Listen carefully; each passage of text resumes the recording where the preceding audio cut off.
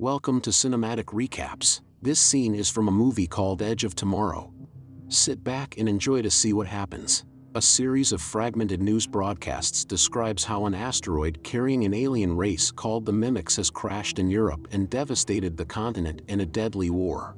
Losing battle after battle over 5 years, the NATO-led United Defense Forces finally win a victory at Verdun, France, utilizing new mechanized jacket combat suits. UK Special Forces soldier Sergeant Rita Vertasky is hailed as the Angel of Verdun after killing hundreds of mimics single-handedly. She becomes an instant icon and a recruiting boon for the human military as the United Human Armies prepare to use the momentum at Verdun to commit all their forces in a multi-pronged final assault on Europe. One of the talking heads on the newsreels telling Vertasky's story and boosting the war effort is Major William Cage of the U.S. Army. Later we see Cage awaken from a doze on a helicopter trip to London the morning before the invasion of France is set to take place. He meets with the commander of the Western Allies, General Brigham, assuming the general wants Cage to help him boost his public image or prepare for a post-war political career. Instead, the general orders Cage to accompany the first wave of Allied troops to land in France and provide ground coverage for the media. Cage, who was a college ROTC cadet and majoring in advertising and has no experience in combat, tries all of the tricks he can think of to avoid the order to embed with combat units and avoid deployment, ending with an effort to blackmail the general using his media skills. The general agrees that Cage won't film the invasion, but orders Cage arrested. Cage attempts to escape, but the guards taser him, rendering him unconscious. Cage wakes up on a pile of duffel bags in the afternoon at Heathrow Airport, which has become a huge military base and the jump-off point for the invasion of the continent. A sergeant kicks him and calls him maggot before Sergeant Farrell takes over. Sergeant Farrell has orders received from General Brigham that describe Private Cage as a deserter who has impersonated a major. Cage is assigned to a band of oddball soldiers, J Squad, who are caught gambling while playing poker by Farrell when Cage is introduced to them. Farrell forces J Squad to eat the cards they are gambling with and then instructs them to get Cage ready to deploy with them tomorrow. Cage is immediately taken by the squad for physical training. The next day Cage is a nervous wreck. He is given a battle suit, but the members of J Squad won't teach him how to use it, including how to disable his weapon safe mode, because they believe he will just die quickly. As they are about to drop from aircraft onto the French coast, the back of their aircraft is struck by an enemy weapon and the squad drops prematurely. Although the operation to retake Europe was meant to be a surprise attack, the Mimics are completely prepared and slaughter the humans. Sergeant Vertasky also lands on the beach but is killed within minutes. The surviving members of J Squad are all killed rapidly. Still shell-shocked and about to die, Cage grabs a claymore mine as a giant blue mimic, an alpha, jumps on him. The ensuing blast kills the alpha mimic, and just before Cage dies, the alpha's blue blood covers Cage's wounds. Cage immediately awakes in a panic in the same spot he was the day before, on top of the duffel bags. The same sergeant calls him a maggot and Farrell again takes him to J Squad. Despite his desperate attempt to explain that the Mimics will ambush the entire invasion, nobody believes him. Stuck in a time loop, he is repeatedly deployed and dies in a variety of ways, only to wake up again and again on the duffel bags. With each time loop, he becomes slightly more adept at killing Mimics and saving members of J Squad and Vertasky, but the Mimics are too numerous and eventually kill everyone. In one loop, he survives long enough to tell Vertasky that he is stuck in a time loop. Recognizing his situation, Vertasky tells Cage to find me when you wake up, before they are both killed again. Cage awakens on the duffel bags again, but cooperates with Sergeant Farrell and J Squad to buy himself time to find Vertasky. After several fatal attempts in the base at slipping away, Cage finally manages to get away during PT and finds Vertasky in a training base surrounded by training drones. The Special Forces soldiers are all hostile towards him and Vertasky greets him rudely, but when he explains that Vertasky asked for him, she whisks him away to a weapons building bay where her acquaintance, Dr. Carter, works. There they go to a back room and Vertasky and Carter explain the time loop.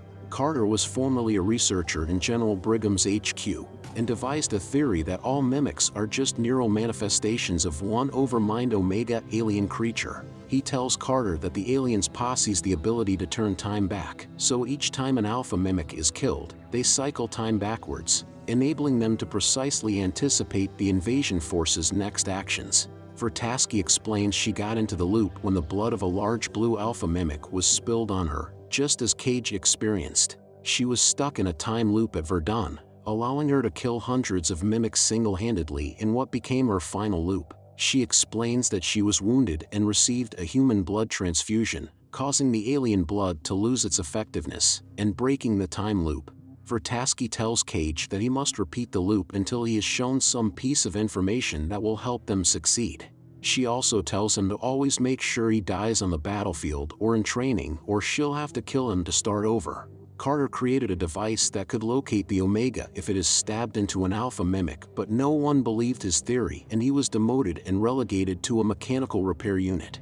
Cage tries to understand what he is saying, but Vertasky says that to find the Omega they must first survive the invasion tomorrow. Through a large number of loops, she trains Cage, in some instances killing him over his protests when he is seriously injured so that he will resume the loop. Cage and Vertasky improve their combat skills and progress on the beach during the invasion, but despite their efforts, they both keep dying and Cage remains stuck in his loop. Cage becomes attracted to Vertasky, and watching her die in repeated loops starts to take an emotional toll on him. Cage finally experiences a vision showing the Omega hiding deep inside a dam in Germany. Vertasky and Carter believe the visions are due to Cage being exposed to an alpha mimic's blood. They believe the Omega can manipulate time and perception. Cage and Vertasky focus their efforts on surviving the invasion beach and getting inland to Germany. After multiple failures and deaths, Cage and Vertasky finally make it inland. During the repeated attempts, Cage develops an attraction to Vertasky, and he slowly gathers details about Vertasky. In one loop, Vertasky tells Cage that she had a boyfriend at Verdun who she watched die 300 times until she could no longer loop and he was dead for good. After they find a helicopter at a farmhouse, Vertasky realizes Cage is trying to coax her to stay in the farmhouse while he goes alone and confronts Omega. Cage admits they have looped to the farmhouse multiple times already, but every single time Vertasky dies, so he is trying to prevent her from dying again by going alone. Shocked and offended, she intentionally gets them killed. During one loop, believing the fight is pointless, Cage decides not to meet Vertasky and instead goes to London and stops in a pub. There, Cage sees the mimic's next step in its attack, a large-scale amphibious assault on London in which Operation Downfall forces are destroyed. Cage is killed in London, and Vertasky and Cage work on a plan to get off the beach. After numerous loops, they make their way inland towards the Omega. Cage eventually succeeds in making it to the German dam alone, but finds nothing and is almost captured by the mimics before he manages to drown himself.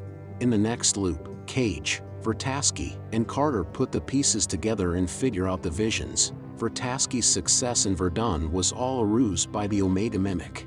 The Omega had let the humans win at Verdun in order to lure the humans into invading Europe, where all the human armies would be ambushed and annihilated. With no other leads, the device Carter made which got him fired is their last chance. Vertasky and Cage switch focus to getting the device, which is at Whitehall in a safe in General Brigham's office. They infiltrate the Ministry of Defense and, after numerous loops, persuade Brigham to give them the transponder. Brigham relents and gives them the transponder before sending troops after them as they attempt to escape by car. As they escape, Vertasky stabs the transponder into Cage's leg. Cage sees the true location of the Omega, deep under the Louvre Museum in Paris. As they attempt to escape from the Allied headquarters, their car is stopped by a soldier in a mechanical jacket, and the airbag knocks out Vertasky before she can kill Cage. Cage awakens strapped to a hospital gurney, under arrest. He sees that he is receiving a blood transfusion and realizes that he can no longer loop in time. Vertasky helps Cage escape, but without the ability to loop in time again, and only several hours before the doomed invasion, Cage decides to recruit the misfit J-Squad to help them get to Paris. Cage's now intimate knowledge of J-Squad and Vertasky's credibility convinces J-Squad to accompany them. They steal an aircraft and fly to Paris. Once in the vicinity of the Louvre, the mimics attack their aircraft. They must avoid killing the Alpha mimic guarding the Omega, because that will cause the Omega to reset time, so all the team members are told to take one for the team, that is, to accept death and not try to kill any Alpha mimic in case they find themselves with one face-to-face. In the ensuing firefight, half of J Squad are killed. Cage, Vertasky, and 3 remaining J Squad members decide to use the remaining engine power to slide the aircraft into the Louvre. Once inside, they plan to use grenades to destroy the Omega. The rest of J Squad sacrifice themselves in the slide, and Cage and Vertasky make it into the museum. Once there, Vertasky tells Cage she will distract the Alpha mimic while he attempts to drop a belt of grenades onto the Omega, which is underwater deep under the Louvre. Vertasky tells him that neither one of them will survive the ordeal and kisses him, telling him that she wishes she had more time to get to know Cage better. Vertasky leaves to distract the Alpha mimic and Cage dives underwater to find the Omega. After a brief chase, the Alpha catches and kills Vertasky. The Omega senses Cage and dispatches the Alpha to kill Cage. The Alpha dives after Cage and stabs him, but before he dies, Cage pulls the grenade pins and drops the grenade belt into the Omega. The Omega explodes and dies, and all the mimics die with it. After Cage dies, the Omega's blood washes over and seeps into him, like the Alpha's blood did on the first day of the loop, and his eyes open. Cage wakens suddenly, confused, and finds himself on the helicopter en route to London on the morning before the invasion and is meeting with General Brigham. He disembarks and hears the celebratory pealing of bells. He watches a news conference during which the general announces that a huge mysterious energy blast was detected in Paris. The general says that the mimics have died and the human forces will commence a huge sweep through Europe the next day. He sees J Squad engaging in PT at the base. Cage looks for Vertasky and everyone treats him with respect due an officer. He finds Vertasky and she greets him with the same rudeness she has every time they meet in every loop. Cage smiles broadly, and that is the end of this movie. I hope you enjoyed it. Make sure to like, subscribe, and turn on the notification bell for weekly updates of movie recaps like this. Comment what movie you want next. Thanks for watching.